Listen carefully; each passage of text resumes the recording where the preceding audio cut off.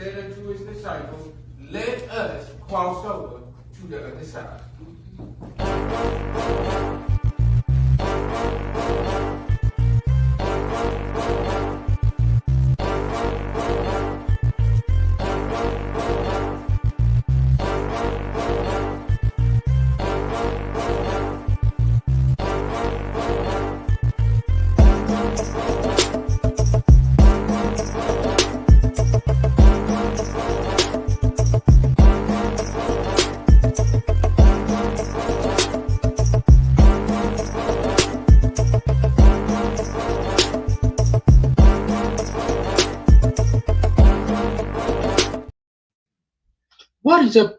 What is up, everyone?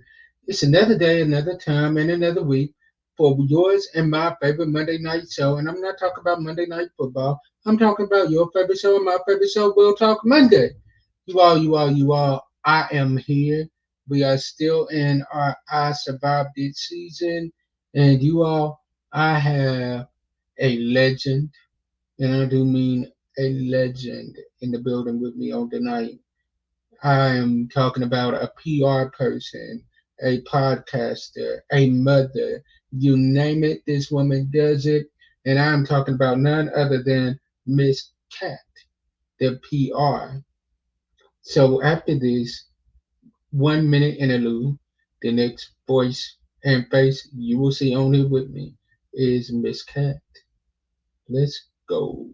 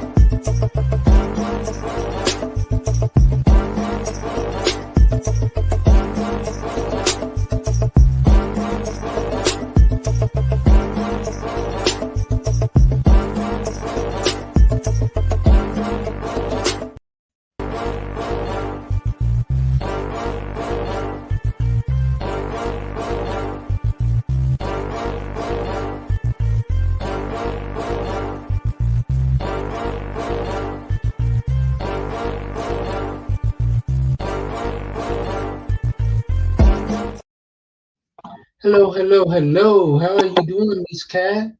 I am so very well, Mr. Glover. Thank you so much for having me on your show this afternoon. I appreciate it. Probably more than you know. Thank you. I am excited to have you on. I mean, you all, from the moment that this young lady and I started in the acting, I felt as if we automatically had a connection off jump from like the first interaction that we had. It was awesome. Like you just kind of entered into a conversation with me as if you knew me already. And what that did was it opened up a dialogue. It opened up a space for me to be able to reciprocate that. And I really appreciate that. Oh, no problem. I thank you for being so open. So now, before we jump into this conversation, I want you to tell my audience some things about you that, just in case my audience has been living under a rock these last couple of years and they don't know who you are. I don't know. I I might have want been you to living tell under my that rock. audience who you are. That's fine. I might have been under that rock with them. It's fine. Really, it's okay. If y'all been under a rock, I've been sharing some grubble with you. I am Katherine Denault Parker. My middle name is Denault. So the name of my company is Katherine Denault Public Relations, shortened to KDPR or KD Public Relations. However you want to look it up, I don't care. I have been running this company off and on since 2016. I am a mother of two, a single mother of two. A domestic abuse survivor. It is Domestic Violence Awareness Month. Please be aware of the signs and symptoms that accompany domestic violence because it doesn't take hitting to be violent. But mine was. It was both verbal. It was verbal, emotional, mental. If you name it. I went through it, and I look back and I go, man, girl, you made it. And so my two children are now 20 and 22. I have a boy and a girl. Both of them are on the spectrum and have ADHD. So it's been a wild ride.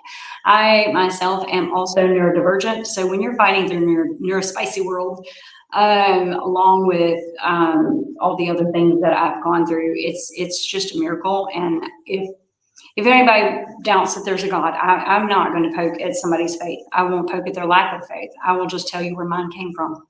And mine has come from the trials and the tribulations that I've gone through. If it wasn't for him, I don't know how I would have made it. I have no clue. No clue. So here I am in 2024. I've relaunched my PR agency, and I have the only PR agency in the city of Natchez. So we've gone through homelessness, college, all kinds of things in the middle. So yeah, there's a big layer of cake here. Let's dive in. Y'all see why I had to have her on the show tonight. Like, legit. She is a legend. And we had to have her on here to get her story. Thank you. So, Thank you. no problem, no problem. Thank you for trusting us with your story so much to let us hear it. So, next thing I want to do is I want to ask you, when I say I survived it, what does that mean to you? I made it out alive. Many don't. There's so many that don't, or they make it out alive, but they're not alive. They're not living. And there's days I wonder how that I'm going to move forward. There's days that the trauma is triggering more than others. But surviving that, being a DV survivor, means that I get up anyway. I brush my teeth anyway. If I don't feel like doing my hair, I throw on a hat anyway. I throw on some makeup anyway. I do it anyway because I can allow my emotions to dictate my actions, or I can allow my actions to tell my emotions where to have a seat. And it's that it takes that to run a company, because it's an emotional roller coaster. And so you have to be able to disconnect yourself a little bit in order to say, okay, these are my goals. These are the things I'm working on. These are the things that I truly want. Do I want to stay back here in the background and live in the lack that I have known? Or do I want to move forward and find out if there's something else out there for me? And my answer is the latter of the two. My mother is a DV survivor. We went through the first few years of my life with her walking to and from school and from different places, from work and different things like that. And so I learned from probably one of the greatest survivors there is, and she doesn't even know that I'm saying this about her. But she taught me survival skills like nobody's business, and she taught me that you don't have to stay in places and spaces that are not meant for you, or spaces and places that are not helpful or healthy for you. You can say no, because no, my friend, is a complete sentence. And so many of us in DV situations, it's an addiction. People don't think of DV as an addiction, but it's an addiction. And I will prove it in about 5 seconds or less. It's the dopamine rush, the highs and the lows. You're addicted to the highs. You like the highs, the false promises, the promises that somebody will do better. And then the lows, they send you downward. They send you into a spiral. Drugs do the same thing, so does alcohol. When you're addicted to something, you have the ups and the downs, the highs and the lows. Now, you have those things in life, but in addiction, it's a compulsion. It's, I want to change this. If I stay here long enough, I can fix it. If I stay here long enough, they'll see that I'm a good person and that I don't deserve this. Maybe. I'm not saying that's not possible, but I'm going to say that for me, my life was worth more to me. My son was put through a lot, in that his dad was aggressive towards him, and it had kind of started on my daughter.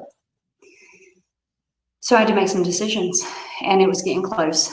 And so what was I to do? Was I supposed to stay there and hang tight and hold the faith, because we don't leave in the South. We're not taught to leave. we're taught to stay through thick and thin.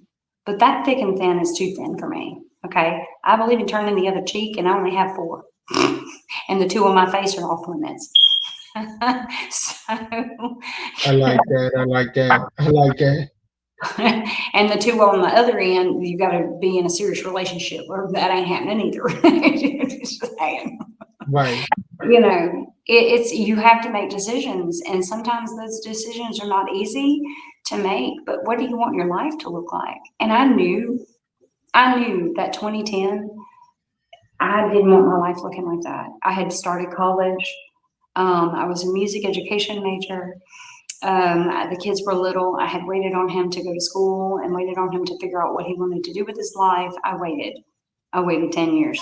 And feel like I've been waiting on a man for a very long time. And I got tired of waiting, and I am tired of waiting. And so I just picked up my stuff and I said, I'm going to college. I'm going to register for college because I have waited and you haven't done anything. And this is where we are. We're no better off than when we started. Yet we have 2 children that we have to take care of, and this is not going to work. So I decided I would register, and I did. And then, I was there for a good bit. So I was there for 3.5 semesters, and then my biological father came down with cancer. It came back. Okay, so it was in remission. He had lung cancer, but this time it came back extremely aggressively. And to make things worse, I was a manager at Chick-fil-A. Yay, go Chick-fil-A to the people who like their food. Sorry if you don't. It's okay. No harm, no foul. We love each other regardless. But Chick-fil-A is the best. I love me some Chick-fil-A. And I love their food. Now, some people are mad about the other stuff. If that's a different conversation, we won't gaslight. We won't move away from it. If there's a conversation to be had, that's something we'll have at a different time. I acknowledge that. So for me, I was working at Chick-fil-A during that time, matter of fact. And it was kind of wild because you've got all this mayhem going on in the news. And I have a degree in journalism, right? So my undergrad being in journalism with an emphasis in public relations and mass comm, here I am knowing that this is madness, okay? I had gone through a wreck where I had broke 7 bones, lacerated my liver, bruised my lung. A few years prior, I'd lost a child to a miscarriage. And then after my children were born, after my son was born, that was when their daddy started getting physically aggressive. He wasn't aggressive before that physically. He was emotionally and verbally. When he grew up in a very aggressive environment, he grew up in a really bad environment. We always swore, because we knew this about each other, that we wouldn't treat each other this way, that you go in and you don't get the healing that you need for yourselves before you enter into this committed relationship, because as young people, this is not the life that we want to live, right? So we had these ideas of how we were going to do things, but the idea and the reality didn't match. And when the rubber hit the road and stress got to be too much, it got ugly. And it was where it wasn't consistent. And this is hopefully people in DV situations will see this and maybe recognize some of the patterns and save themselves. I don't hate this man. We actually will have, every so often we'll have conversations. There has been forgiveness. The stories, they happen. These are the things that happened in my life. So I don't share this to bash him. I share this to help people to understand that when we don't get help for our trauma and we enter into these relationships, we do cause hurt and we do cause pain to other people. And we've got to fix that before we walk into other people's situations, because you're supposed to heal yourself to the point that you're not bleeding over people who don't cut you, or who didn't cut you. And what happened with my children's father is that he had been cut a lot. And he went without that help for so long. I had counseling when I was a kid, but I didn't have therapy either. So here you have 2 people who had been through a lot in their individual lives coming together, bringing the stuff. And we're not, it's not like we're making a bed on a really pretty surface. You've got a bunch of junk that you're trying to make a bed on. Picture a junkyard and you're throwing a blanket over it. And that's kind of what people do. We did it. I know for sure we did it. And, so we went into this not healed. Yet we thought this is what we were supposed to do. We were young. I was 20. And by the time I was 23, I had my first child. By the time I was 25, I had my second. He isn't a horrible person. He just had a horrible past. And it took him threatening my life to make me leave. It was really bad. He used to grab me by my face and shove me into the wall. And with the grimmest face, pictures like the worst horror movie you could see, where somebody's in your face and they're like, it's really bad. And he would through gritted teeth say, look at me right now when I'm talking to you. And I'm thinking at that time, like, I am looking at you. Like, I don't understand. I just didn't understand what was going on with him. And it took a lot to get me to this place where I am today. But I am a person who is a believer in recovery, a person who is a believer in survival, a person who believes that hope and recovery are possible. But you've got to want it. I can't want that man's recovery for him more than he can want it for himself. No one can want my recovery for me more than I want it for myself. And I wanted that. I wanted out. I didn't know what to do. My best friend, I called her and I said, this is what just happened. And she said, you've got to get out of there. Well, we were already living with my mother. Okay. Now my mom is a sweetheart and we'll give her shirt off the back of her back just to help other people. And she wasn't going to kick him out. And she wasn't going to kick me out. She's going to let us figure it out. And she did. And I did. So I packed up my kids a few weeks later. It took me about a week or two before I could figure out, because my emotions were all over the place. And this happens in DV situations. You're in a pot, you're boiling, and it's so hot around you. The bubbles are so bad that you just can't think straight, And so my best friend was like, come move in over here. And I was like, are you sure? She talked to her husband. We moved in. Here's my best friend taking on my kids and me. Everybody is in shambles. So it's just one thing after another. Y'all, it was horrible. It was really horrible. But I will tell you this, through all of this, but God, okay? But God. That's the testimony, but God. But God, through all of this. I mean, it is horrible. It sounds horrible, and it was. It really was. It was one of these things where you read this in a story or a novel, or you see a movie, but it's almost unbelievable. My kids and I, we were homeless. So when I say homeless, I mean we didn't have an address that belonged to us. We had a roof over our heads, but it was my best friend's husband and that was their house. And so here we are, traumatized. We've just left. My daughter, she was so little. She was about 4 years old when it started happening. Well, she was younger. I mean, before she was born, he was aggressive. But she was born into this stuff. But by the time she was about 4 years old, it was time for Mama to go. Because I knew that I had to do something because it wasn't getting worse. This man had come at me. I was yelling. I had had a nervous breakdown. I was yelling to the top of my lungs. And not that makes it right, because it doesn't. But you have two choices when someone is doing something. You can walk away, or you can react to them and try to do something to control them. And the second of the two is what happened. He ran at me and headbutted me and threatened to kill me.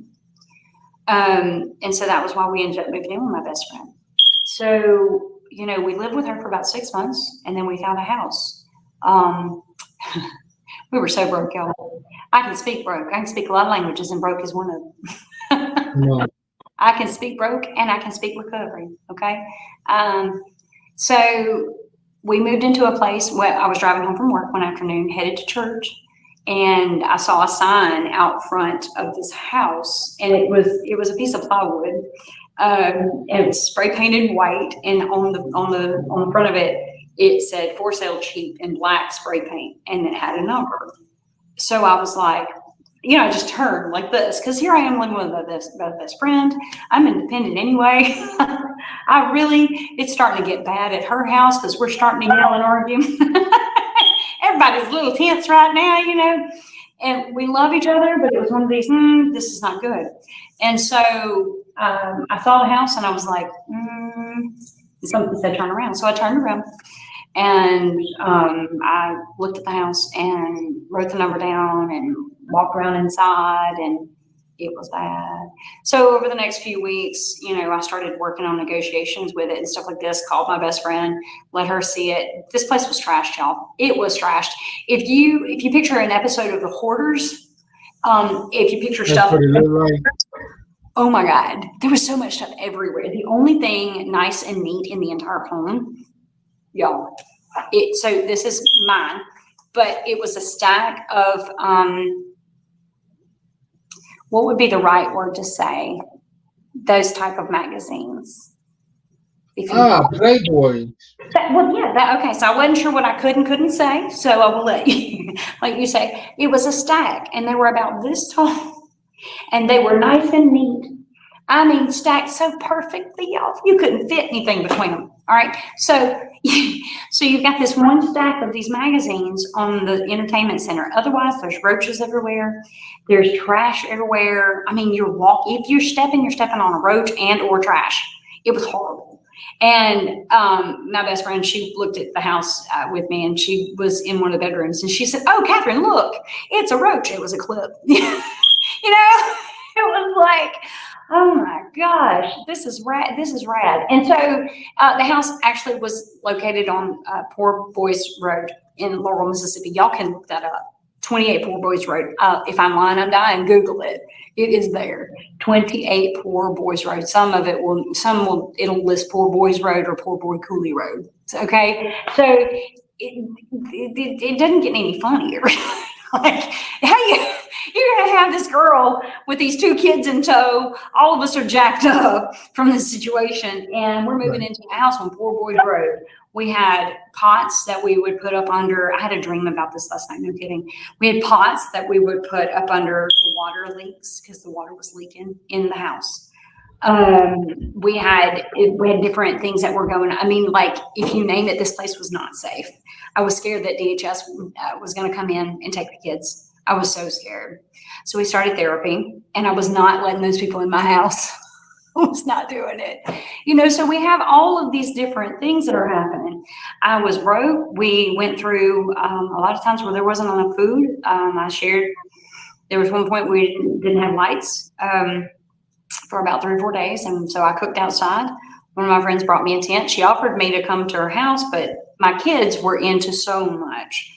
I mean, these two were traumatized, and nobody wanted me around because of my kids. So people are like, well, how'd you end up homeless? Well, I mean, my kids were not people, they loved my babies, but my child, my daughter, she set fire to a curtain in my house. Is this another house? I mean, just, she fell through the ceiling. Josiah he had tried to smother her with a pillow when he was 6. So these were not. They had been going through a lot at that moment. So it was like. Yeah, these were not the kids that people wanted around. So can you imagine how lonely this was? It was extremely isolating. I had people that would try to step up, but the kids were so much on them that they couldn't handle it. So, what does being a survivor mean? Well, hell, I wake up. I do it again. It's one of these things where people are like, how'd you do it? And I'm like, I don't know that I had a choice. Who else was going to do it? I could have quit. I could have. But there was something inside of me that was driving me for more. And maybe it was the survival that my mother taught me. I don't know. But I ended up paying off the house on a waitress's salary. I lost my job at Chick-fil-A because I had a nervous breakdown at work. I mean, literally lost it at work. I mean, here's my dad come down with cancer. Okay. It's come back. It's running its full course. My dad and I had an estranged relationship on top of it. He didn't claim me when I was a little girl. So we finally started making amends. There was a lot that happened with that. He and my mother had a really rough past, and there was no proof that I was the child of his loins. And so it took quite a few years before we ever figured any of that out. I was like 12 years old before he even started communicating with me on a regular. So there's just so many parts of this that led up to where I had been at that moment. You know, I have daddy issues. My mother ended up remarrying, and so he was our saving grace. And I'll go there in a little bit. But we were in these situations, and here I am trying to struggle to figure out how in the world I'm going to pay the power bill. I mean, we survived on $1,000 a month, y'all. My tax return was like 12 grand. Well, not the return, but the actual, like the earnings statement was $1,000 a month. When you have a power bill that's like $500 or $600 a month, how do you pay the bills and afford food? And food stamps, that wasn't enough. That was not enough, you know? And then my kids my son got paddled for flatulence at school. I'm not kidding you. When I tell you we have been through it, and I have fought school boards and I have fought school systems for myself and other people in the mental health system, I have, because I've been there and I've seen what will happen in an educational system where people don't understand what's going on with that other person. We have this saying in mental health, it's not about what's wrong with you, it's about what happened to you. Mm. And for me, a lot had happened to me. A lot had happened to my children. You know, you've got schools. It's a lot. You've got teachers calling you, trying to get you to do certain things. I had a teacher call me and say that my daughter's pants were falling down. And I have such a smart mouth on me. And I asked her, I said, let me ask you a question. She said, what? I said, aren't you at work? And she said, yes, ma'am. I said, okay, so am I.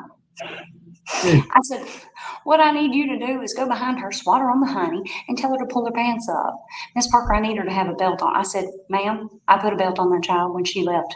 I don't know what she's done with it, nor am I there. I said, if I had 8 hours a day to spend at my child's school, making sure she did everything she was supposed to do, that's exactly where I would be, baby. But right now, I'm at work to make sure that we're not homeless again.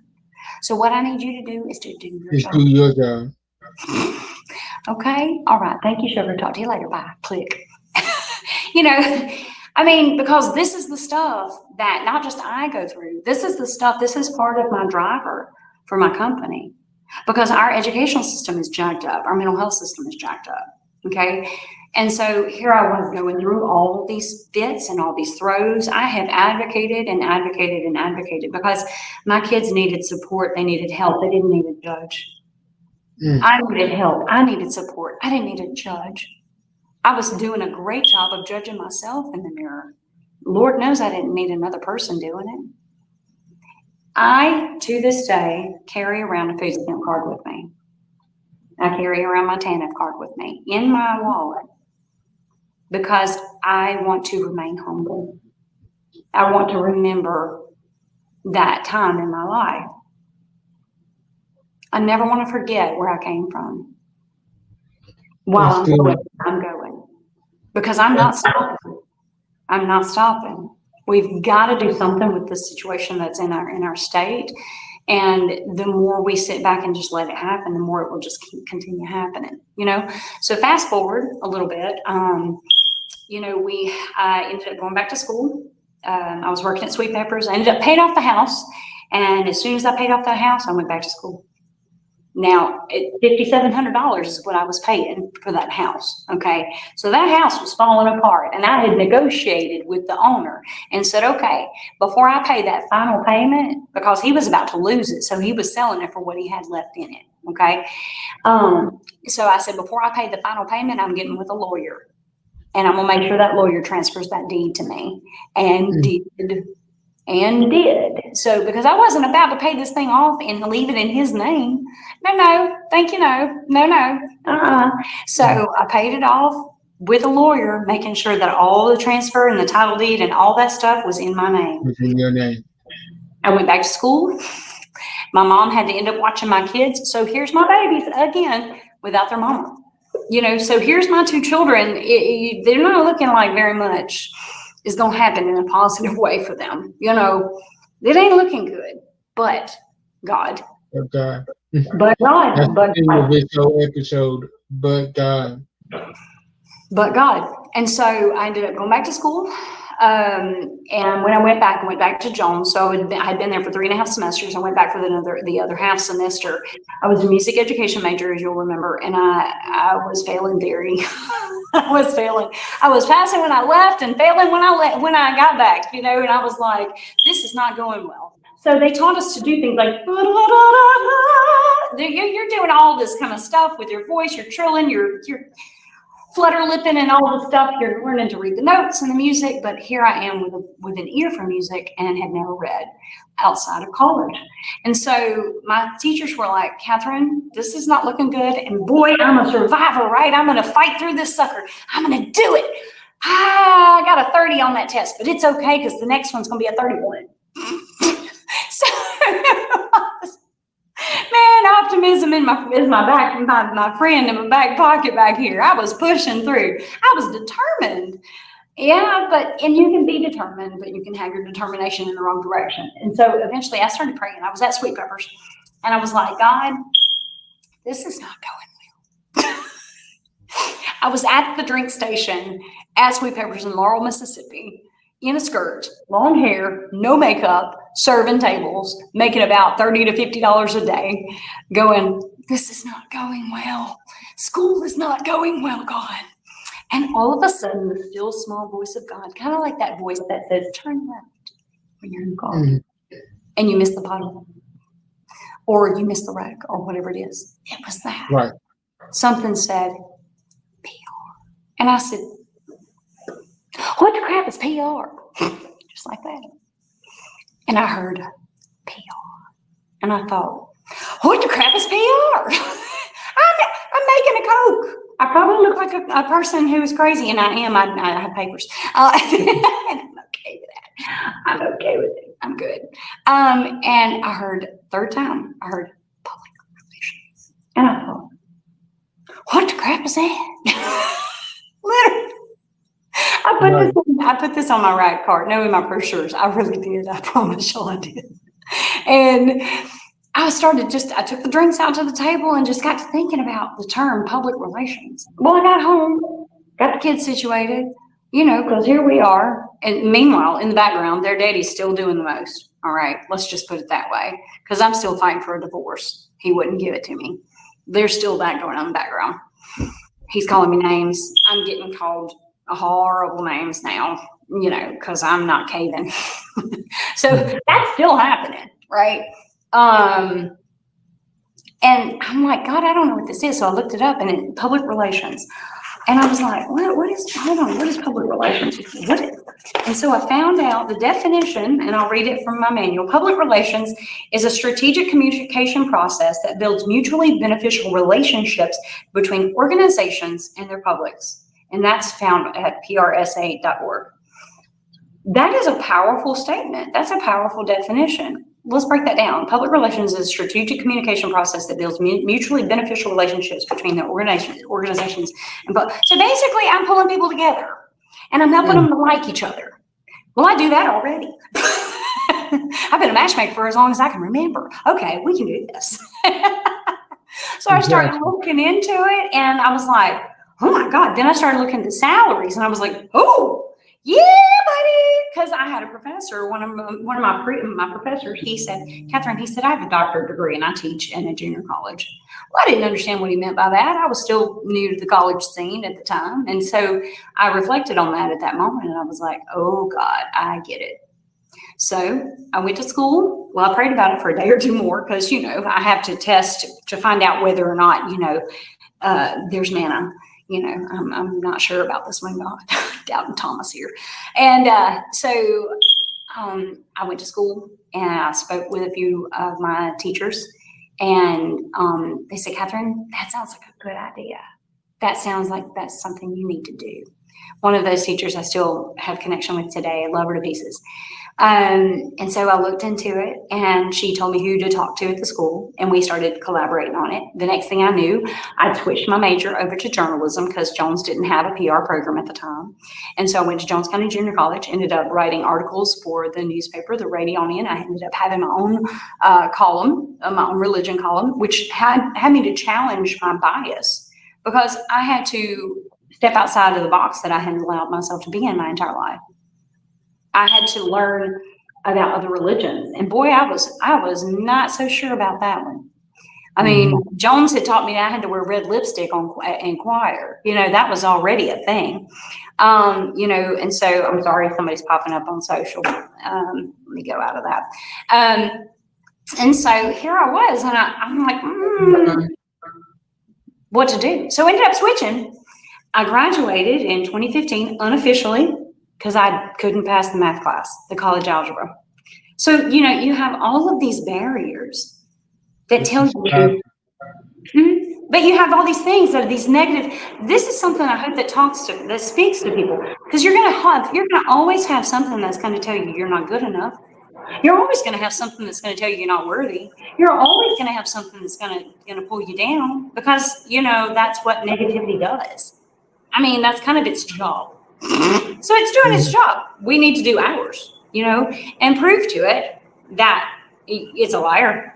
Trauma is a liar, okay? The trauma and the symptoms that we go through, those are things, if it's negative, we have to learn how to catch the thought, check the thought, and change the thought. And I was learning to do that before I ever entered the world of mental health.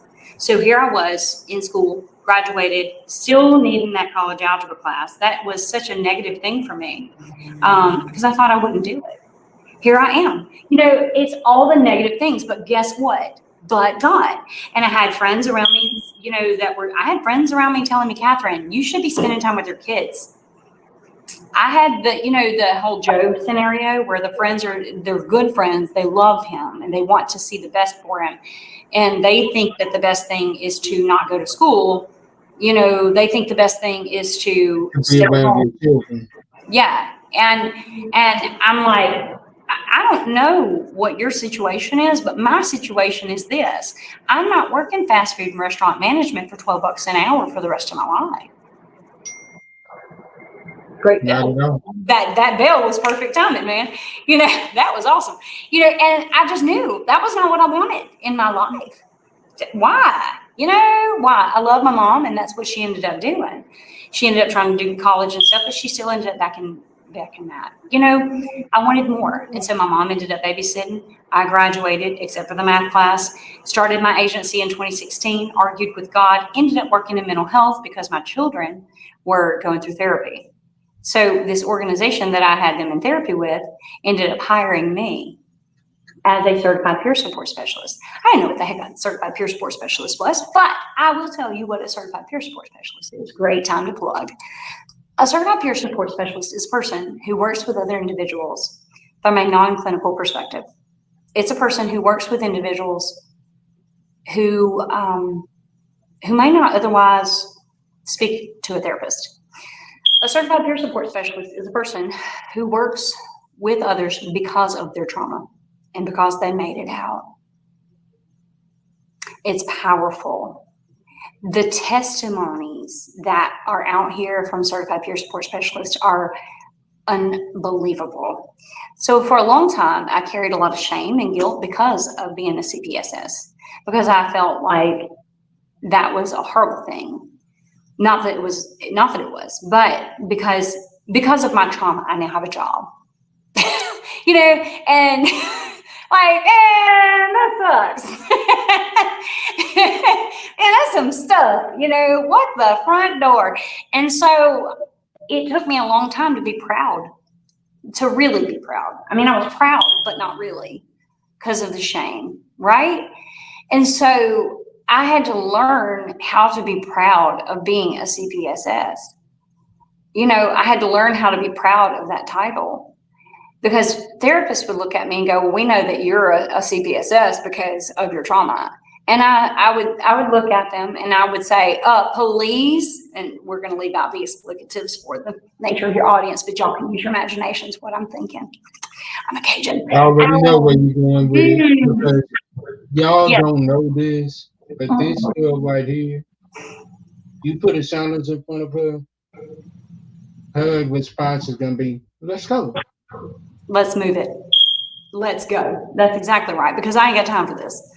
And, I was like, I don't think so. Let me tell you exactly why I'm a certified peer support specialist and now a supporting supervisor, because I understand how recovery works. And I understand that I walk in my recovery every freaking day. How dare you get up in my face and tell me I am less than when I've proven to myself and Come on. families that I am more than. I dare you to look at me and tell me that I am less one more time.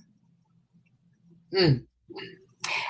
When you become a certified peer support specialist, you get training from the Mississippi Department of Mental Health or Louisiana Department of Mental Health or wherever these organizations are, and you teach people how to walk in their recovery.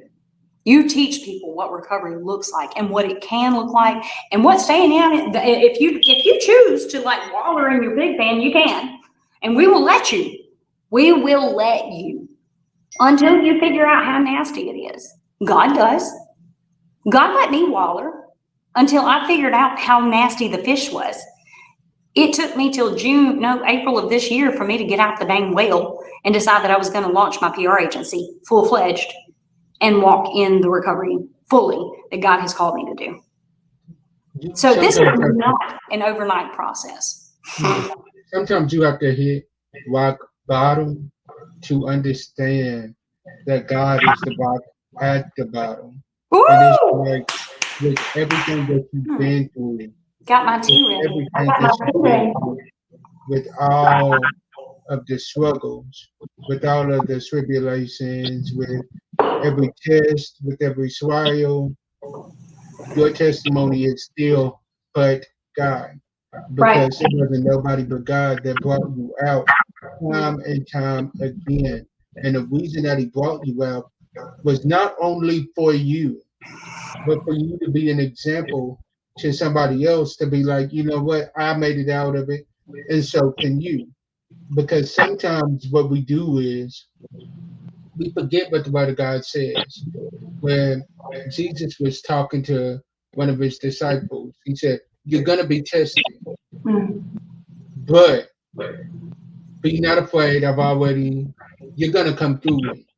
And once you go through it, I want you to come back and strengthen your brothers." Right. In other words, don't forget to come back and tell others, yo, I made it through it. This is how. But a lot of times what we do is we make it through it. We walk around with the halo on our head, acting as if we ain't never been through nothing in our life. And when people try to bring up our past, we're like, no, I never went through that. I never went through that. And what God has to do is humble us sometimes to let us understand, look, you ain't doing none of this. It was all me. Right. And because I heard somebody tell a joke, oh gosh, I don't know, about 10, 15 years ago. He was like, it was a two-part thing, right? This guy's like, I am a self-made man. And then on the other end, it's like, this preacher's looking at him going, well, if you're a self-made man, why'd you make yourself so ugly? The point was, we have got to have help. We've got to have support. Now, this is my peer support joke that I have shared for the last 10 years, eight, because I've been a peer support specialist for 8. Even Victoria's Secrets knew we needed support, y'all. I'm just saying, God gives us people in our lives when we feel like nothing is ever going to work right. I promise you, I'm going through it right now. You might not know it, but I'm going through some really heavy stuff right now. But God, okay? And that is my solace. That is my solace, not my circumstances. My circumstances are going to be my circumstances. I have had to work through them. There's going to be mountains. There's going to be valleys. It's the Climb, Miley Cyrus. That song is such a powerful song for me because it is. It is the climb. I can almost see it. That dream I'm dreaming. It's almost right there. What is it that's stopping us from stepping forward? What is it that's stopping us from believing in ourselves? If it's another person, if it's a human being, they don't need to be there. You don't need to let that person dictate your life and your circumstances. Because that's God's place, not that person's. No. Why do we give people so much power? over us. Why have I? Well, I know for me, it was trauma because I'm having to learn how to trust myself. I'm having to learn how to trust my judgment and to believe in myself. So Mm. it's not like these people are out here alone. I mean, this right here, okay, so you can't really see it, but it's a mustard seed. And, you know, if you look up the scripture about a mustard seed, sometimes it takes just a hair bit of faith. You know, sometimes it takes not even this much. But if we just believe that there is a God who is bigger and better than our circumstances, if we just believe that our circumstances are not going to tell us, you know, regardless of faith, it's about the way that we think. The Bible says that a way that a man thinketh, so is he. Well, if you look at metaphysics, if you look at all these other beliefs, if you look at manifestation, whatever you want to look at, it all points to the same thing. The way that we think is the way that things will be. Okay. And so for me, I had to know that there was something greater and bigger out there. I went to school because I was like, there's something greater and bigger out here. I started this business that I would do it because there's something greater and bigger out there. I knew that there was something else out there. I still know that there's something else out here for me. I just published my first book for our company. I have the only PR agency in the city of Natchez. That's not necessarily a braggadocious kind of thing at this moment, especially because I'm the only one doing it and it's exhausting. However, but God, okay? So if I can make it through all Than those, helping anybody else. through all the neglect, I mean, absolute neglect. I have a person who I love very much who cut ties with me a few months ago. And it's harder than I can imagine, but God. And so I can sit here and I can look at my circumstances and I can allow those circumstances to dictate my life. Or I can stand up and I can look at my life of recovery and I can see all the things that I have made it through and I can remind myself who God is inside of me. And I can tell other people that it is possible. You can go through heartbreak. You can go through the loneliness. You can go all through those things. You can want to commit, you can want to unalive. I encourage you not to, because I actually went there. I was going to do so. My son is who saved my life. My husband at the time, him slamming my son against the wall is what saved my life. So when you have memories like that, that's the reason that you're alive, that's a lot to reckon with. That's a lot to put together, okay? However, God has to use some really awkward situations sometimes to get our attention. If I wasn't so stubborn, he probably wouldn't have to work so hard. Just saying. I had to own that. You can do the things that you desire to do. You do need a plan. You need to figure out where you need to be. I don't encourage you going out, but I do encourage you to pray about it and to find advice, find support for your goals and your dreams and the things that you want to do with your life. Figure out the direction, okay? You got to figure out your steps. And once you figure out your steps, get that idea and start kind of working in that direction. If that doesn't work, then you readjust. But for crying out loud, don't sit and waller. Not for too long. Because that wallowing mess is stinking. Okay? You can sit in the fish, the great big old fish, and you can have the pity party. Or you can decide to get your butt out there and go to Nineveh and not be mad whenever God gives you a plant. Exactly. You can either do it willingly or unwillingly. But one way or another, you're going to Nineveh. And I'm going to give you something else. If I didn't do it, there's somebody else that God would use to do the work. Mm-hmm. It may Because not. a lot of us think that we're the only ones that can do certain things. God can use anybody at any time. If the scripture says, if we don't praise his name, that he's going to use a rock to cry out. And I don't know about anybody else, but I only know rocks crying out for me. So I want to wrap this up because you have been amazing tonight, and you're definitely coming back. You are definitely coming back. And I want to ask you, this segment is called our Real Talk segment. And what I want you to do is I want you right now to let everybody know where they can find you on social media. And then we're going to close it out. Sounds great. So I'll spell this out the best I can because people, it's kind of hard for people. So you can find me by my website. That's probably the fastest way to get a lot of information all at one time. I put a lot of information on there. As a journalist, this is what we do. It's a lot. But you can go to www.cat, K-A-T, V-T-H-E, P-R-A-C, that's Prac, prprac.com. So that is cattheprprac.com. We'll do it in a syncopation. cattheprprac.com. So it's cat for the first three letters of my name, the word the, then PR for public relations, and then prac, P-R-A-C, short for practitioner. So I got to thinking, I was like, how do I want to brand this? cattheprprac.com, cattheprprac.com. I haven't come up with a jingle yet. I'm working on it. Who has ideas? I'm up for that. So you can find me there. You can find me across social media at cattheprprac. TikTok, it's Katherine Donat on TikTok. You can find me on Insta. You can find me on LinkedIn. All my social is tied into my website. It's a banner. It's a rolling banner, kind of like I Survive right there. You can just click on it. You can look at my brand guide. This is something I encourage people to do because if you can't afford agency prices, but you want to grow a business, this is under $100.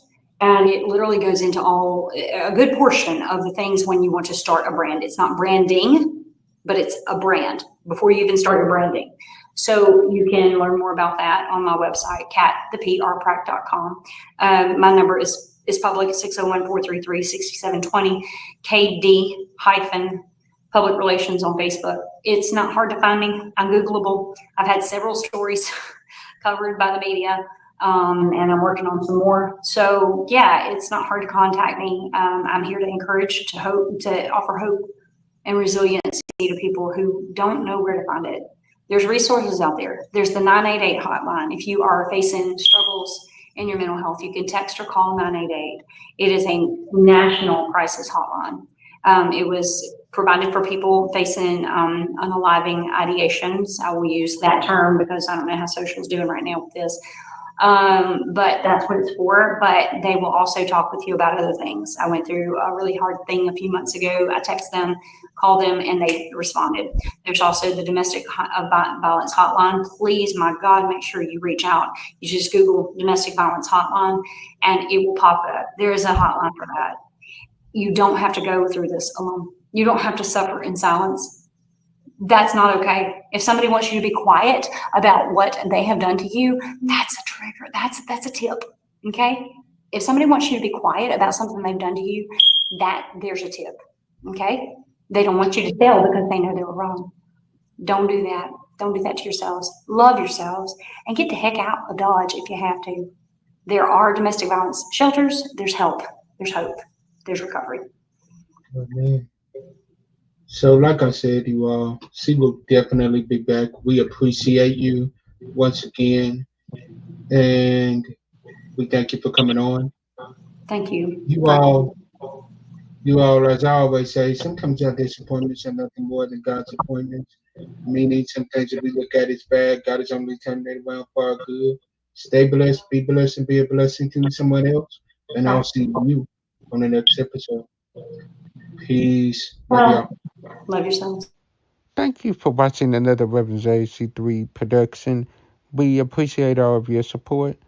But before you go, here's a clip from one of our favorite episodes this season. The thing is, when you're talking about I survived it, you got to think of the layers of what you survived and how did you survive in it. You know, being a survivor, some people don't survive what they go through. You know, I am a 6-time attempt suicide survivor. You can also follow us on every major social media site. And until next week, I'll see y'all later. Peace. Love y'all.